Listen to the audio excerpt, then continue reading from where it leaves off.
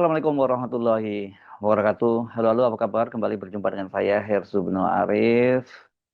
Semoga Anda selalu dalam keadaan sehat, walafiat, dan kita mesti bersyukur, terutama yang sekarang ini masih bisa menjalani kehidupan normal dibandingkan dengan saudara-saudara kita yang mengalami musibah, yakni bencana di Sumatera.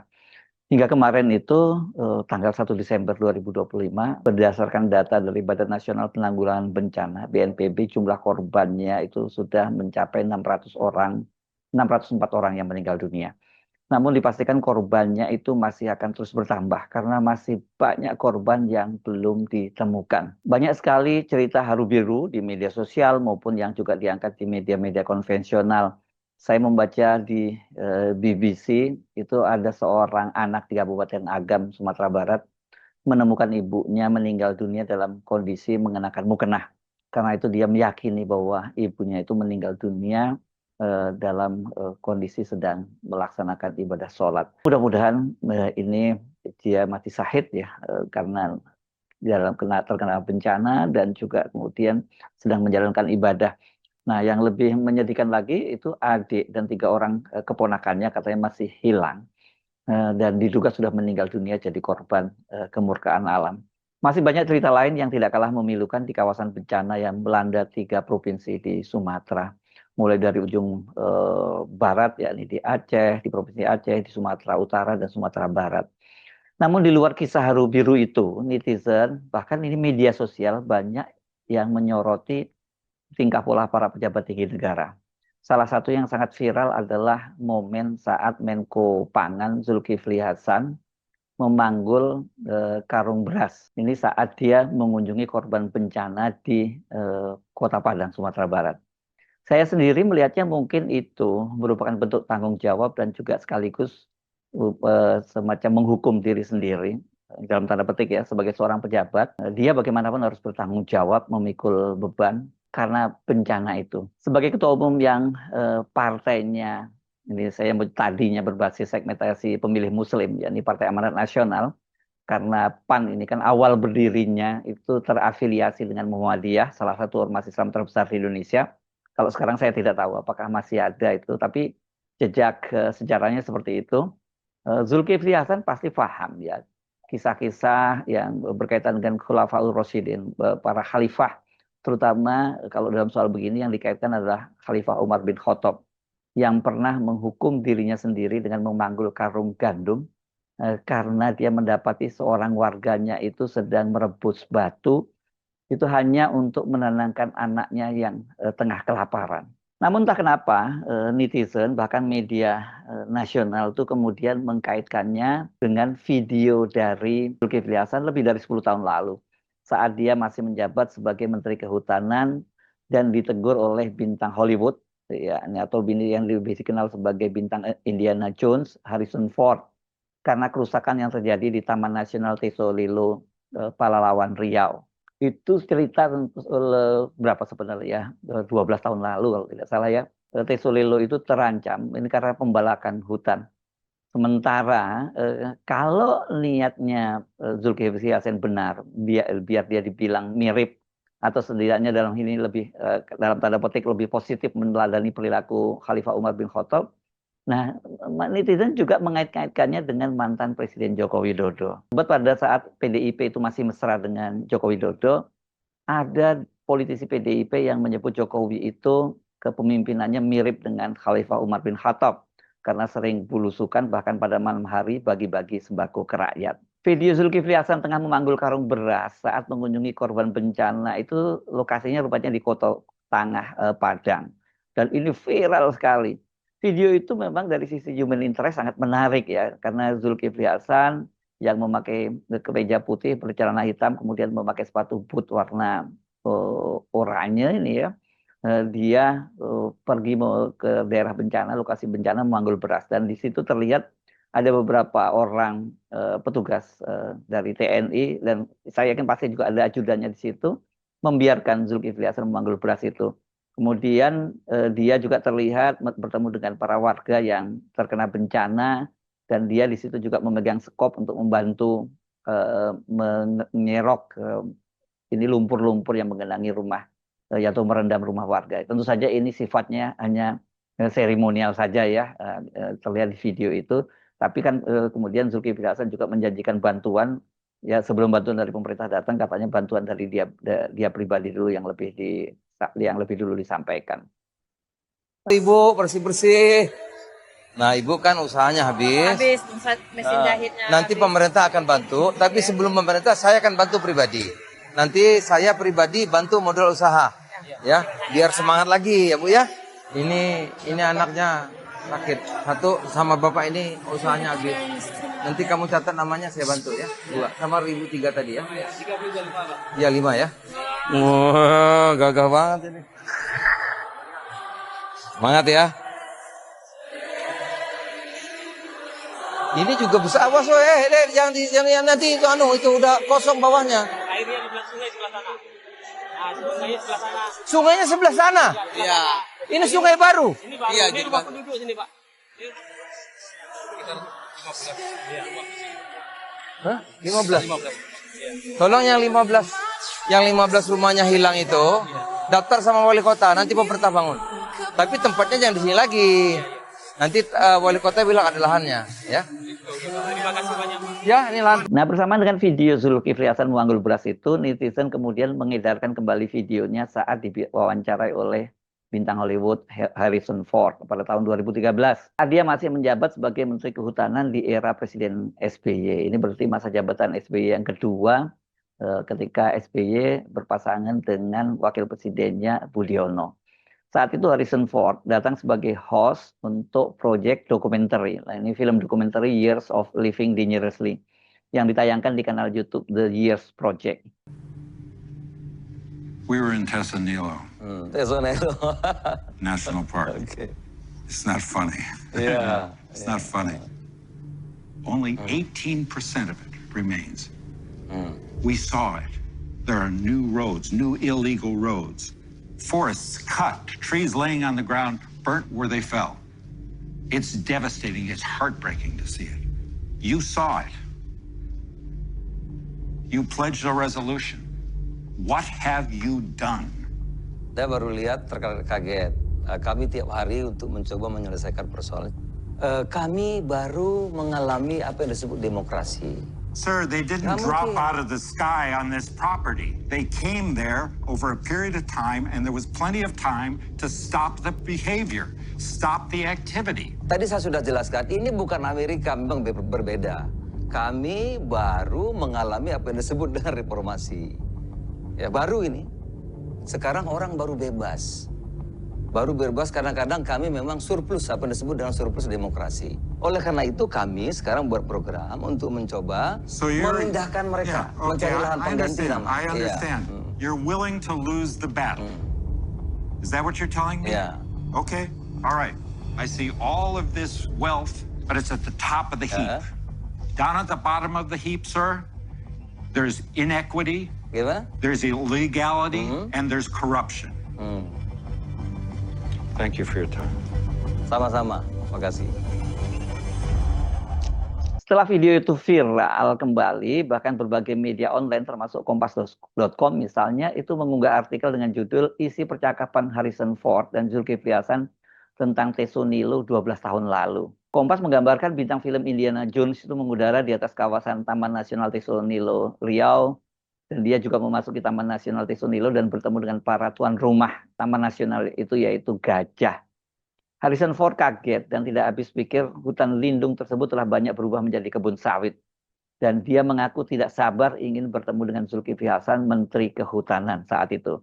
Memang dalam video itu terlihat kemudian dia sedang berjalan menuju ke kantornya Zulkifli Hasan, dan kemudian ya terjadilah percakapan seperti yang kita saksikan tadi. Memang versinya lebih panjang percakapan itu dengan Harrison Ford. Kemudian apa penjelasan Zulkifli Hasan setelah disemprot oleh Harrison Ford ini? Kepada media, dan juga saya pernah menyimak ini, seingat saya dulu videonya ini, dia pernah diwawancarai oleh Najwa Shihab ketika masih di Metro TV. Zulhas menyatakan dia itu merasa dijebak. Karena ternyata kata dia waktu itu dia ajak Harrison Ford itu bertemu dengan wartawan, juga dia tidak bersedia, katanya minta pertemuan tertutup. Tapi sebenarnya kemudian yang terjadi itu wawancara khusus, dan menurut versi Zulkifli Hasan itu sudah disetting seperti ibarat adegan film lah katanya gitu. Harrison Ford sebagai hero-nya dan dia adalah penjahatnya, kata Zulkifli Hasan. Ya sudahlah, nasib apa boleh buat, itu kata dia. Tapi ternyata netizen meresponnya secara berbeda. Mereka mengingatkan bahwa kerusakan alam ini sudah terjadi sejak lama dan Zulkifli Hasan yang sekarang memanggul beras itu, dia memang harus ikut bertanggung jawab karena dia adalah Menteri Kehutanan. Nah, bagaimana dengan soal mirip atau mencoba mirip dengan Umar bin Khattab dan kemudian juga bersaing dalam tanda petik itu dengan Joko Widodo? Kisah Umar bin Khattab menghukum dirinya sendiri memanggul gandum karena menemukan seorang warganya tengah malam hari itu ketika dia biasa inkognito atau sekarang kalau disebut karena mengacu pada Jokowi itu belusukan, biasanya disertai dengan pengawalnya, itu dia mendengar di sebuah rumah itu gubuk digambarkan seperti itu, ada seorang anak yang menangis dan kemudian dia mendengar seorang ibu yang mencoba menenangkan si anaknya itu. Karena penasaran kemudian Khalifah Umar ini mengetuk pintu rumah si ibu itu dan si ibu itu ditanya sedang apa dia. Katanya dia saat itu sedang menceritakan dia sedang merebus batu. Ini untuk menenangkan anaknya kelaparan. Setidaknya anaknya kan kalau melihat dia merebus itu ada harapan bisa ada sesuatu yang dimakan. Jadi anaknya menangis, kemudian sampai tertidur, terbangun lagi. Ya belum ada makanan karena yang direbus itu adalah batu. Dan si ibu itu katanya mencaci maki dan menyalahkan Khalifah Umar bin Khattab. Tentu saja sebagai seorang pemimpin, Umar bin Khattab merasa dia sangat bersalah. Cerita ini sangat populer ya, sangat sering dikutip dan menjadi contoh bagaimana seorang pemimpin yang bertanggung jawab kepada rakyatnya ya. Dan dia akhirnya bersikeras menuju Baitul Mal, pada waktu itu memang semacam apa ya, tempat barang-barang perbendaharaan negara lah gitu. Dan dia mengambil satu karung gandum dan dia memikul sendiri. Dia menolak ketika pengawalnya atau sahabat yang mencoba mengambil alih itu karena menurut dia tidak pantas seorang Amirul Mukminin itu memanggul gandumnya sendiri. Dan dia kemudian berikan kepada ibu itu sehingga dia bisa memberikan makan kepada anaknya yang menangis terus dan sampai tertidur karena kelaparan. Tapi sebenarnya cerita tentang Khalifah Umar ini, kalau soal kepemimpinan Khalifah Umar tidak hanya berhenti pada soal dia memanggul gandum untuk seorang ibu yang sedang merebus batu. Khalifah Umar juga disahkan dalam sejarah, disebutkan bahwa Khalifah Umar juga pernah berucap katanya, seandainya ada seekor keledai yang terperosok di kota Baghdad, itu maka Umar lah yang harus disalahkan. Dia menunjuk dirinya sendiri.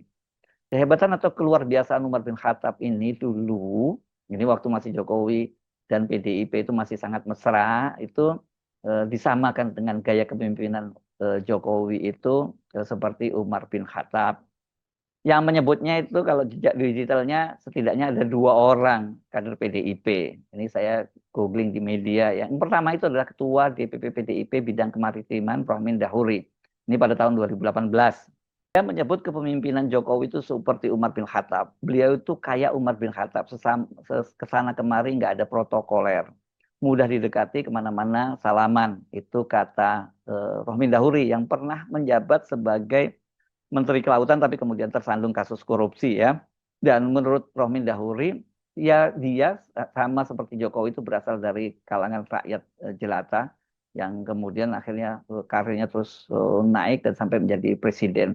Rohmin saat itu dia ditanya oleh wartawan berkaitan dengan waktu itu kan muncul sangat viral tagar 2019 ganti presiden ya, dan menurut dia optimis Jokowi itu akan terpilih kembali menjadi presiden ya karena tadi itu, karena gaya kepemimpinannya yang merakyat seperti Umar bin Khattab. Kalau dalam perspektif keislaman kita punya gaya kepemimpinan egaliter sebagaimana telah dicontohkan oleh Khalifah Umar bin Khattab. Tidak bermaksud menyamakan tetapi ada kemiripan dalam hal kepemimpinan mereka. Itu dikatakan oleh politisi PDIP yang lain, Arteria Dahlan. Ini Arteria Dahlan ini dulu sangat terkenal ketika dia masih menjadi anggota Komisi 3 DPR RI. Ya, karena dia sangat kontroversial ya, terkenalnya itu. Dia memang sangat vokal tetapi juga sekaligus kontroversial. Arteria Dahlan itu merespon kritik publik karena Jokowi itu malam-malam. Itu pada tahun 2020 ya. Ini eranya COVID ya kalau 2020 berarti pada waktu itu malam-malam dia belusukan di Bogor dan bagi-bagi sembako ke rakyat. Banyak yang mengkritik mengapa sih hal seperti itu harus dilakukan oleh seorang presiden. Kan untuk level kota itu cukup diserahkan dia maksimal wali kota atau bahkan kepala dinas sosial, atau bahkan tidak harus ke kepala dinas sosial, itu bisa disalurkan lewat RT atau RW lah, lurah lah paling tinggi. Nah sekarang ketika video dan foto Zulhas menyebar luas memanggul beras di daerah bencana, jadi yang terjadi pertama banyak mengaitkan kembali dengan momen ketika dia disemprot oleh Harrison Ford. Ini berkaitan dengan kerusakan hutan di Taman Nasional Tisulelo. Yang kedua, kemudian ini disama-samakan dengan Jokowi, karena Jokowi juga pernah disebut mirip dengan gaya kepemimpinannya mirip sebagai Umar bin Khattab. Saya kira Pak Zulkifli Hasan tahulah karena dia ini juga dikenal cukup dekat dengan Pak Jokowi selama 2 periode pemerintahnya Jokowi. Kalau saya sih mengembalikan semuanya itu kepada nawaitunya ya, kepada niatnya. Apakah itu memang benar seperti dituduhkan oleh netizen, bahkan oleh media konvensional sebagai politisi, dia sedang memanfaatkan momen bencana untuk pencitraan.